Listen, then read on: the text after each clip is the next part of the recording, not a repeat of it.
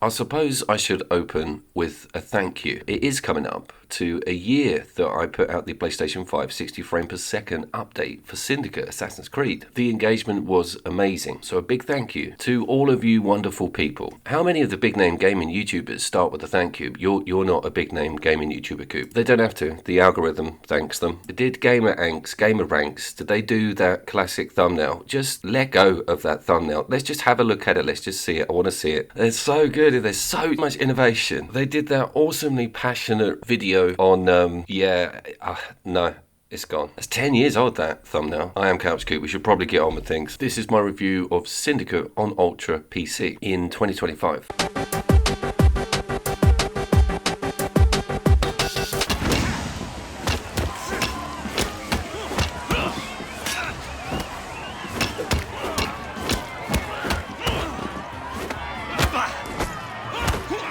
This is technically a When Ubisoft Was Good video. While I was looking at Unity, I will link that video. That was another recent AC piece of content I put out. I was very much focusing on that crowd size. And there is actually remnants of that mechanic within Syndicate. It was the game following Unity. Some of that old school classic Ubisoft quality is all over Syndicate. It's also a game that's very close to my heart because it's in London, the city of London, and they do the period justice. The world has a very dense metropolitan feel. It also comes with a new traversal mechanic, which is basically a straight line winch that goes over to an adjacent or opposite building, and it allows you to keep the height going. It's quite an important aspect to how this map is laid out.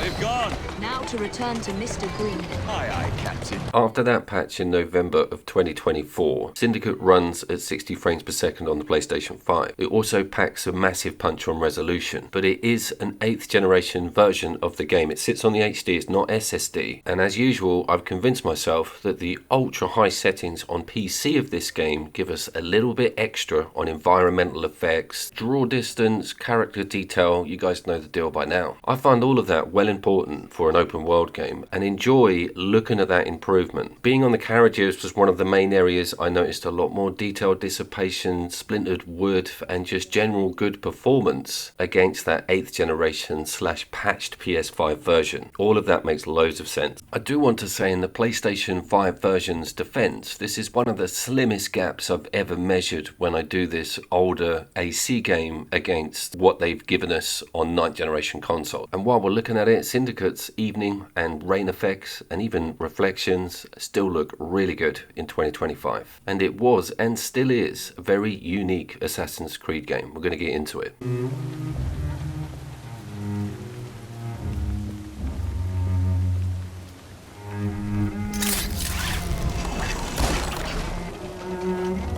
You're playing as a set of twins, first off, which you can switch out in real time, and it's surprisingly fast. You may have seen the Shadows review. You don't get access to 2 characters in that game till well after the 15-hour mark. It has a big gang system, and it's all about taking over geographical areas of a map, and it also has a very solid police system in the form of the classic British Bobby.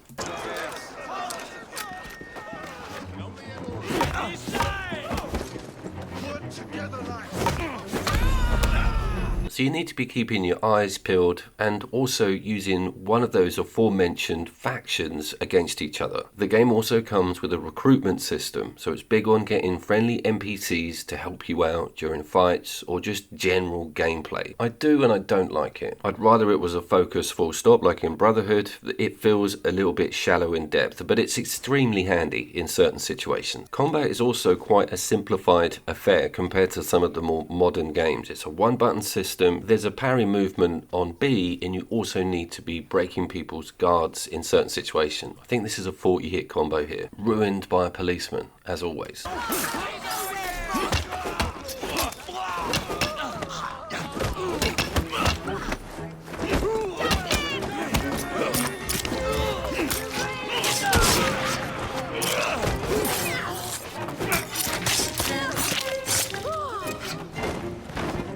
Another one of its unique elements is the trains and the train system. Your hub is actually a train. It wants to get the trains involved. They are amazing. They all run in real time around the map. You can jump on top of them, you can get inside of them. Loads of the scripted events that happen within the campaign take place on the back, on top, or on the side of the train, so that stuff's pretty cool. All of you avid Victorian train spotters out there will just be in heaven with this. There's loads of you, I imagine.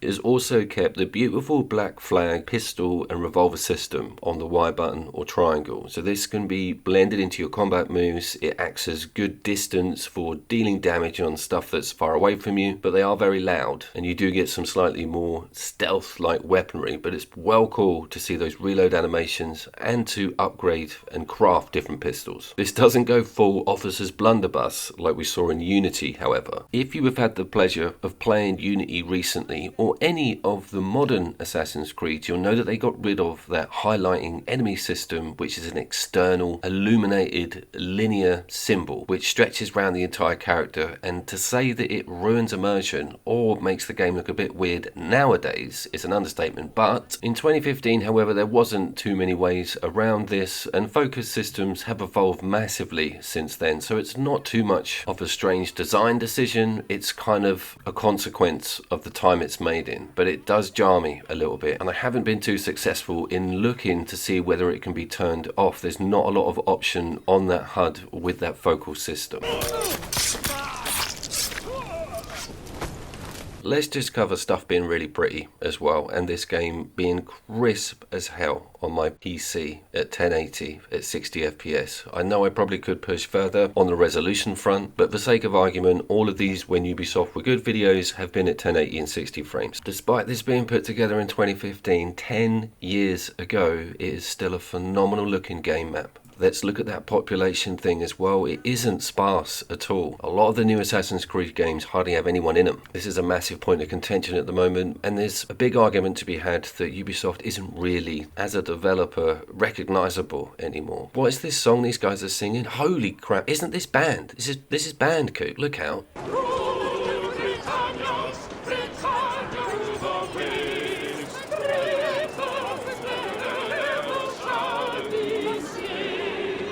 Get that disgusting patriotism, national pride out of my face. Sadiq, quash that please. I want it removed. Results of the United States presidential election. Union war hero Ulysses Grant defeats Horatio Seymour in what the Yankees are calling the landslide victory. Sticking on that subject of the game's beauty, there is a crop, if that's the correct word for a group of these things, of pigeons that fly. A flock would probably be it, up in the air just at the right moment. I know it's all just effect and it's an identical group all over the map, but it just really works. It hit home that this game is still stunning in this day and age. Sadiq Khan, not so much. Our neighbour's been signalling with candles at night. She's a French spy. This proves it. Perhaps my assistant made an error. Let's talk about the river, the stunning River Thames, which is what an Australian tourist asked me about the directions for when I used to live in London. It's spelled Thames, the River Thames. Could potentially be one of the world's most famous rivers. And also, I tried to dispose of a body here, and this guy really annoyed me. I tried to kick his hat into the water as well. And obviously, the whole event's witnessed by a police officer. And yes, I get shot down from the wire cord. It's really dramatic. The engine keeps up with all these big changes in height or environment. That top hat remaining as an in-game object is testament to how much love has gone into the making of this game.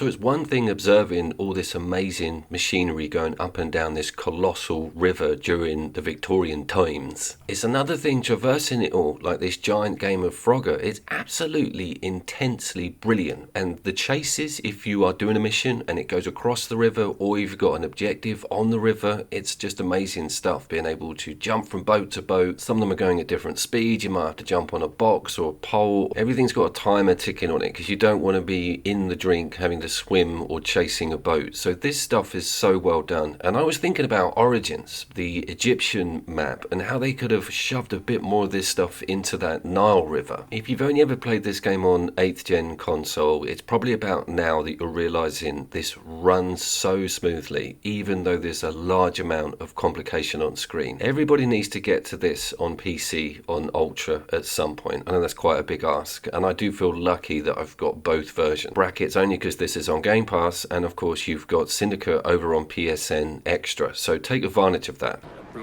There he is, the rascal. I do want to talk about the mission structure, some of the NPC characters, how Assassin's Creed games always portray some famous person from the era, don't they? And they sort of sometimes put their feet in their mouths with it. Darwin is actually okay. He's far more sprightly and energetic than I imagine the original character would be. You've also got the guy who invented the telephone, whose name escapes me. But it's very cool how they drop these nuggets of history into the story. You have to learn something. You are forced to learn about some British history here, which is more than what they're doing in the schools at the moment. Jesus, Coop. As missus to you, your great oath. But as far as structure goes, it's pretty standard stuff. They've dovetailed a little bit of the era into some of the tasks, like rescuing the kids from the workhouses. And you're also taking down Templars in smaller sections of map, which is quite fun. They're like mini arenas, and you've got to either kill or kidnap one of the important individuals. Now that's quite tricky. They scrapped that mechanic, and you've got to frog march an individual out of the area, which means you need to technically clear the area because everyone will see you. They make loads of noise. You can knock them out and put them on your back so you can travel quicker, but you have to throw them on the ground again to deal with enemies. I don't completely miss that sort of structure, but it's very cool to see that they've got it in this game quite heavily because of the gang members and leaders, and also searching an important individual within the arenas is something that's quite enjoyable, as you may be able to get to them quickly and have that section done at high speed because you've managed to sneak round and get a dude and get out of there before anyone's realised. That's kind of the crux of the whole Assassin's Creed game model, really. Get me out! Here now.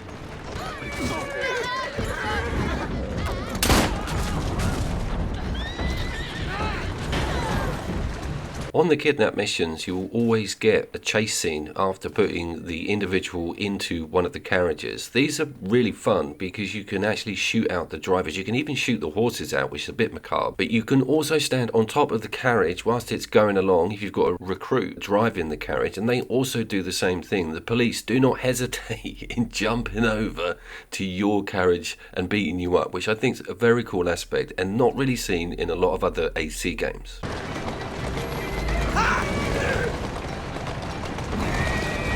What about generic soothing syrup? Soothing syrup? Why would a scientist have any interest in panaceas? I wager your life, Mr. Owen, that you know something. I'm telling you. Talking about the gang members and the police, if you just walk idly around the map, you're going to come into range of some of the henchmen, and they will always spot you, always follow you. You're kind of dogged with these yellow detection symbols almost constantly. It's okay, you get used to it. It's kind of one of the game's main ideas, is that the whole of London is just infested with these gang members. But using them in conjunction with the police to deal with your problems, what I mean is, if you do not provoke an attack and the gang members do, the police will immediately attend to the offender, which is a lot of fun to watch, to be honest.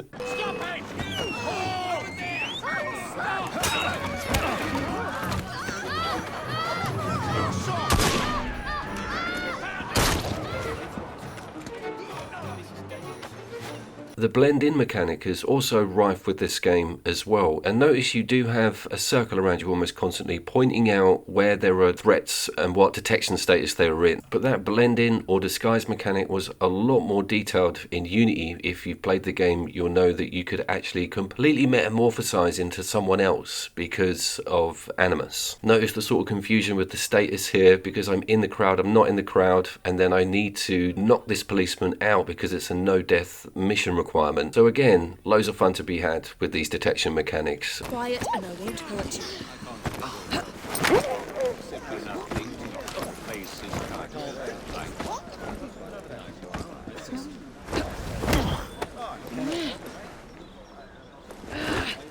What is it that really annoys me about this video game in 2025, other than the white lines around everything and that white circle around yourself and those constant yellow markers everywhere? Well, it might have to be that lick of music that kicks in when stuff kicks off. Essentially, it's like a bit of classical strings and cellos. It's the same one all the time. I'd like to see a bit of a variant on it. Again, that's not a major complaint. When you first start hearing it, it totally fits with what's going on.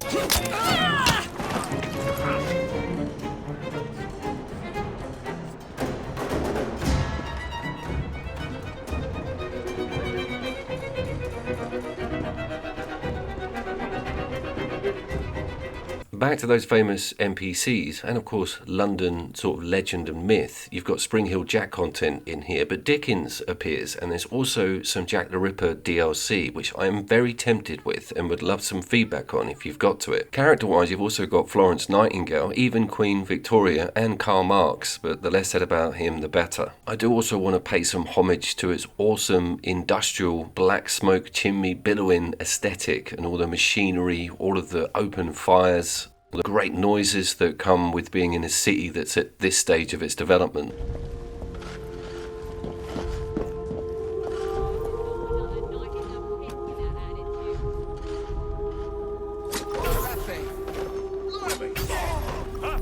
Boy, I didn't hire you to gawk about. On that brother and sister topic, you can actually level one of the characters in a different direction. They have separate XP, which is interesting, and the same thing goes with the equipment. It doesn't have to be identical on either character. This is quite a cool idea because, like Shadows, you can bring in who you prefer for a situation. And I think experienced AC players will find this combat and some of the challenge a little bit mild at the start of the game. Things do start hotting up after a while, and challenge is brought to you in the form of sheer mass of enemies, and some of them being quite difficult to break guard on.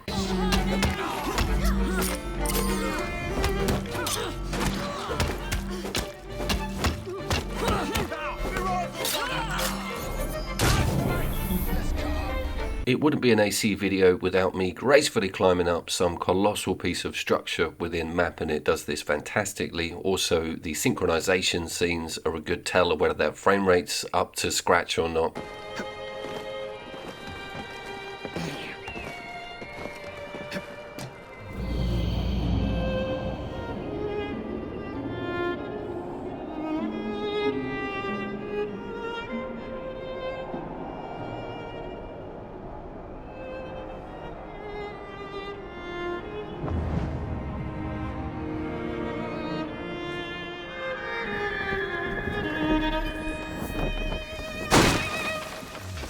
Those pans are okay, but they bring the map icons up, right? That's something else that you don't see in other Creed games, is the big logos that get highlighted within that turn. There's a boxing match going on top of this gas silo as well, which I just think is an excellent piece of NPC detail. And as I close off, I want it to be said that there is no shame in this being one of your favourite Assassin's Creeds of all time. I can completely understand that. It's one of the better made Assassin's Creed games on the planet. I personally have a few other older AC Creed games that I hold slightly more dearer to my heart, Black Flag being one of them. Stay tuned, because I've not looked at that on PC. But you could do a lot worse than hop into this in 2025 on PC, full settings, and seeing that beautiful city in all of its Victorian glory. My name was, of course, CouchCube. Thank you very much for getting to the end of the video. I look forward to seeing you down there.